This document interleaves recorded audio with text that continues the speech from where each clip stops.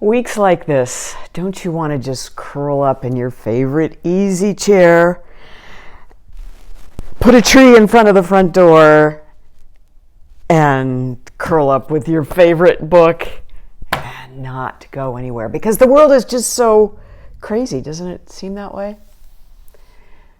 I have refrained from doing political posts in social media just because I have 6 vegan books that I want to share with the world and the concepts that they represent.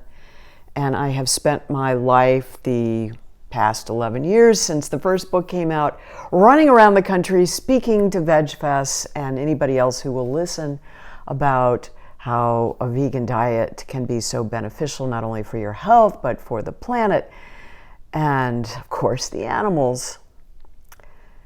But the news has just gotten to be so nuts. And as a former TV investigative and consumer reporter in Miami and St. Louis, I just can't hold it in anymore. So I thought I would share with you because it's just quite so mind-boggling what's happened in the last few days with the January 6th testimony that has come out, and the idea that people are so afraid to speak their mind and to tell the truth because they're being threatened, that has come out. And that perhaps is, more than any other story, the most terrifying thing of all the news that has come out. I won't rehash all the stories, and I'll just assume that you are a well-educated consumer, and that if you are vegan, you are watching this to get more vegan information. But also what I want to do is, because it has blown my mind that I know some vegans who have voted Republican. And the Supreme Court decisions of the last few days are the result of Republican appointed judges and an agenda that certainly isn't representative of, at least I don't think, of what most vegans feel in their heart, which is compassion, which is treating each other as we would like to be treated ourselves, and having self-autonomy. And without going down too many rabbit holes that have already been explored greatly, what I feel like I need to talk about is connecting the dots for my vegan friends who are still digging in as Republicans. And I'm telling you, they are out there. Some of them are just sticking their heads in the sand and not reading or not listening to bona fide, credible news sources, or just the sources themselves, the testimony that has come out about January 6th. But this fear that has been instilled in witnesses is not something that is new. And I want to talk about that in a minute. But if you are listening and you are a Republican vegan, I hope that you will reconsider in the next election, because the decisions of the Supreme Court really do not benefit the climate. That is the most recent decision that, as of this recording, that has come down, constricting the enforcement abilities of the Environmental Protection Agency, which, when I did media consulting 20 years ago for the agency of our federal government that was responsible for enforcing the Endangered Species Act, which almost got lost in the last election and the last administration. But when the Bushes were president, we had to, or I should say the agency charged with trying to enforce this pretty weak law anyway, the Endangered Species Act, they had to redact the phrase global warming from any documentation. That seemed mind-blowing enough back in the day. And that's why that's what's happening now, which really didn't start just with the last administration, but has been going on. And it's so important for vegans to understand this agenda is not in the best interest of the planet, and certainly for the next generation. So what I want to talk about now is jury tampering. And I have some expertise with this as I was starting to hear what was going on in the last few days about how witnesses may be intimidated by various sources not to testify, to not tell the truth. That I have some really intimate experience with this from my past. So these are the 2 Emmys that I won in my Miami reporting days. And this one in particular, school superintendent steals plumbing. That's what this one was. Now, by itself as a story, it was a pretty good story. I broke it, even though the Miami Herald 3 days later, when they first started reporting what I had been reporting the days prior on Channel 7, the NBC affiliate in Miami,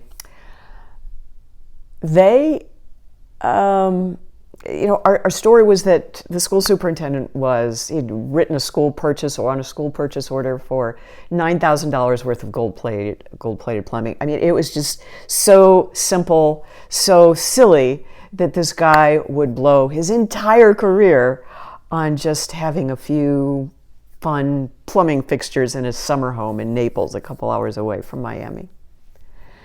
So, unfortunately, he was convicted because I had all the evidence. It was all in black and white. I had the purchase order. I had the owner of the plumbing company saying, we tried to talk him out of these expensive fixtures. We had some cheap porcelain bathtubs in the back and some cheap plumbing fixtures, and he just didn't want anything to do with it.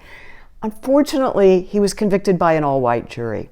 And this superintendent was so popular that Time and Newsweek said that the conviction of this school superintendent contributed toward the race riots that occurred in Miami in 1980.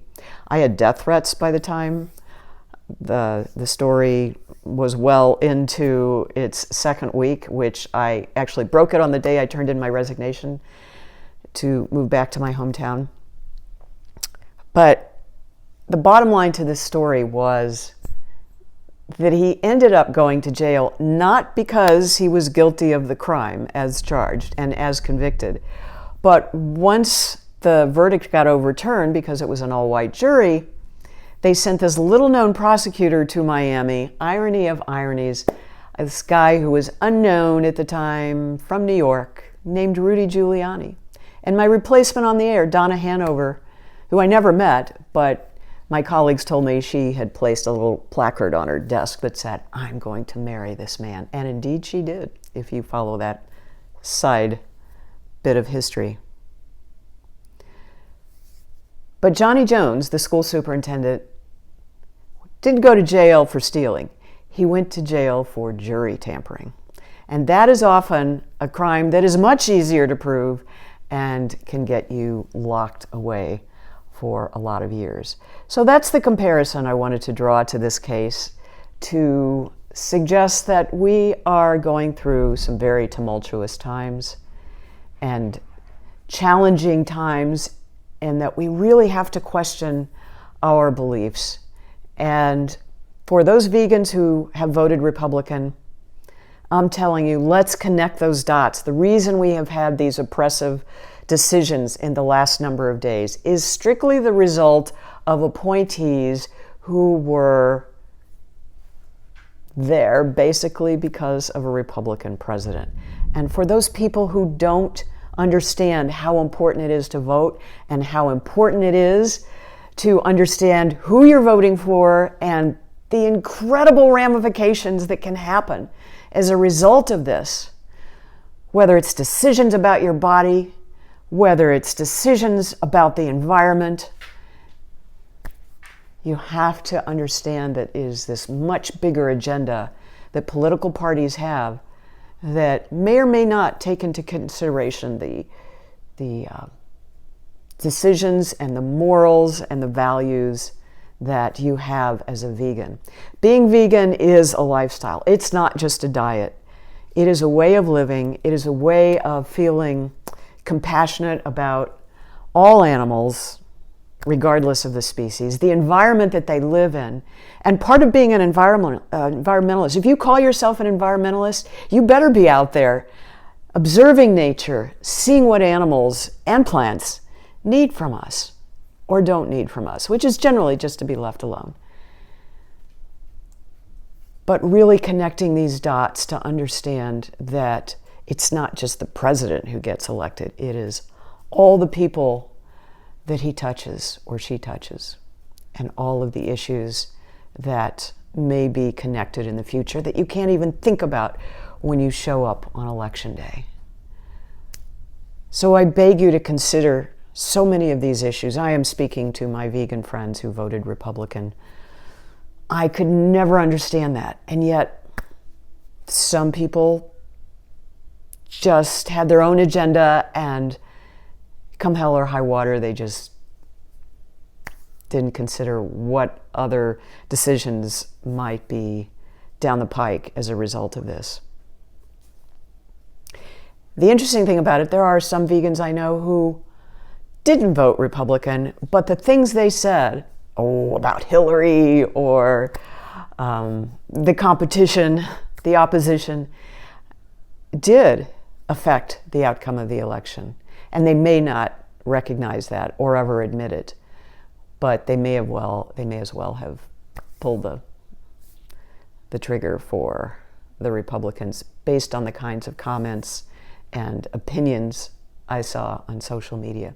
You really have to think this through, and especially if you have reach with your social media platforms, it's even more important to understand the power of your words and the power of what you say and how you connect all these dots. I know elections may seem so far away, but do your homework. Check reliable sources, and I mean reliable, established sources, not just some blowhard who seems eloquent or articulate. And I don't know if you heard the thunder, but yes, Princess Dog. Yeah.